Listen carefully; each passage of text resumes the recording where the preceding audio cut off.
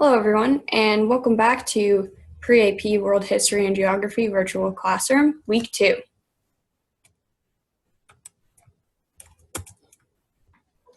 The materials that you'll need today are your notebook, pen or pencil, and a timer, and a location to study. Today we're going to be joined by my teaching assistant, Tunny, and he's going to show you what you need to get all set up for class. So, first things first, you're going to want your notebook. Then you're going to want a pen or pencil.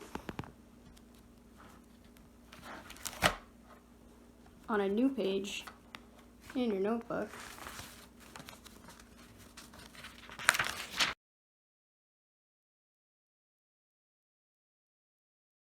that's right, everyone. Today we are going to be starting our investigation of early modern European maritime empires. So in order to make sure that we're ready to go with the context we need for today, in your notebook, take 1 minute and define the following terms: social hierarchy, trade, luxury goods, Silk Roads, Constantinople, Crusades, Christianity, and Islam. I know what you're thinking. What do these key terms have to do anything with maritime exploration? And Tunny, that is a great question. The Crusades were a series of holy wars between Christian Europeans and Muslim forces. They started when the Byzantine Emperor asked for assistance from Christians in Western Europe to help defend their borders against encroaching Muslim forces. Eventually, the Crusades were used in an effort to reclaim the Holy Land, the city of Jerusalem, from under Muslim control. Now, the Crusades were a series of wars, and they happened in the post-classical era. But one thing that is important to point out here is that it increased religious tension between Muslims and Europeans because of the violence brought on by the Crusades. Constantinople was a thriving cosmopolitan city because of its location on the Silk Roads. Constantinople served as a direct point of connection between producers of luxury goods in East Asia and their consumers in Europe. Constantinople remained a Christian city when it was under control of the Byzantine Empire. This meant that any consumers of luxury goods in Europe that were Christian did not have to buy goods from Muslim merchants that normally transported them on the Silk Roads. However, in 1453, the city of Constantinople fell to the Ottoman Turks. This brings us to our central historical question for the day.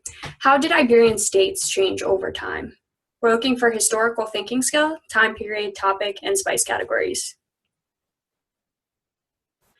Historical thinking skills, changing continuity over time. Time periods, early modern era. Our topic is the Iberian states, and spice categories are political, cultural, and economic. Iberia is in the southwestern peninsula of Europe, and it's made up of modern-day Spain and Portugal.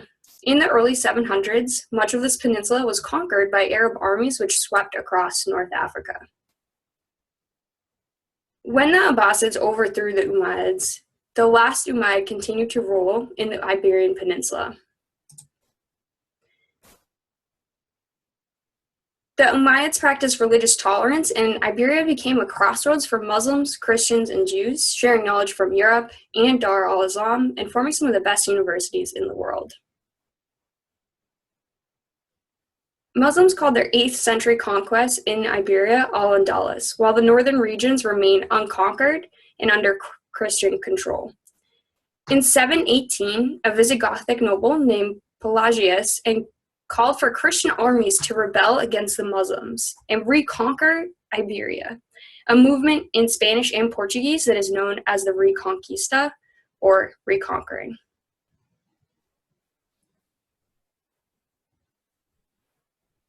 For the next several centuries, much of the Iberian Peninsula remained under Umayyad rule. Much of the population was allowed to remain Christian, and many of the lesser feudal rulers worked out deals where they would submit to the Umayyad rule in order to remain in power. Nonetheless, the northern Christian kingdoms struggled in a series of wars to drive the Muslims out of Iberia.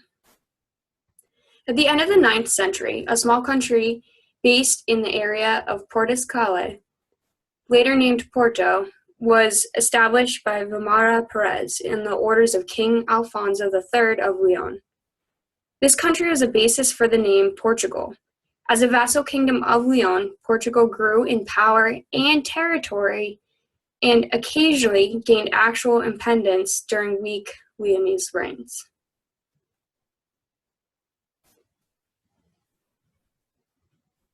At the end of the 11th century, a knight, Henriques, became Count of Portugal and established its independence from Leon. His efforts were assisted by a war that raged between Leon and Castile and distracted his enemies. In addition to fighting each other, the Christian kingdoms of Leon, Castile, and Aragon periodically fought with the Muslims of Al-Andalus.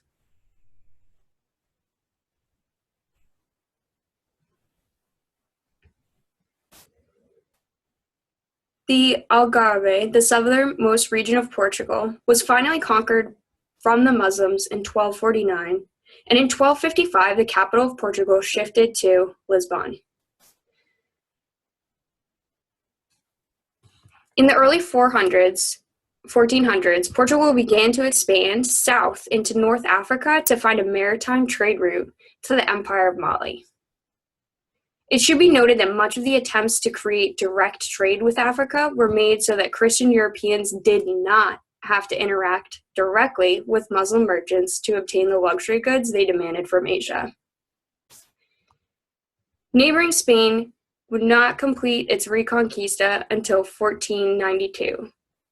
Almost 250 years later, after Leon, Castile, and Aragon united into a single Christian kingdom and defeated the last Muslim kingdom, Granada.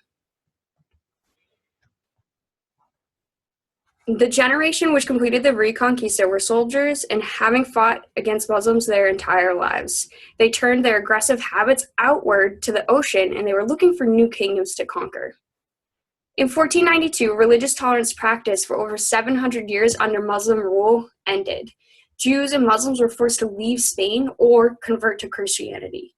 The rulers of Spain, hoping to catch up with the Portuguese, sponsored a voyage by the Italian captain Cristoforo Colombo to find a route to India and China. So, while Spain and Portugal had completed their Reconquista, they were still at the edge of their Eurasian trade routes, and the most important trade routes were still being controlled by those Muslim merchants, like we learned about last quarter. So, in the Indian Ocean basin and across the trans-Saharan trade routes, the majority of merchants were Muslim. And the Christian Iberians saw these Muslim merchants as their bitter enemies, especially because they had just come out of a war fighting for the Reconquista and the reclaiming of their own territory. So, in order to expand their own trade routes, they explored different maritime trade routes than had previously been used. So Portugal started sailing south around Africa and into the Indian Ocean, and Spain attempted to sail directly west to China. Of course, in 1492, Columbus did not discover a trade route to China, but to previously unknown region of the Americas. And within 100 years, Spain and Portugal had established empires that crossed over the oceans.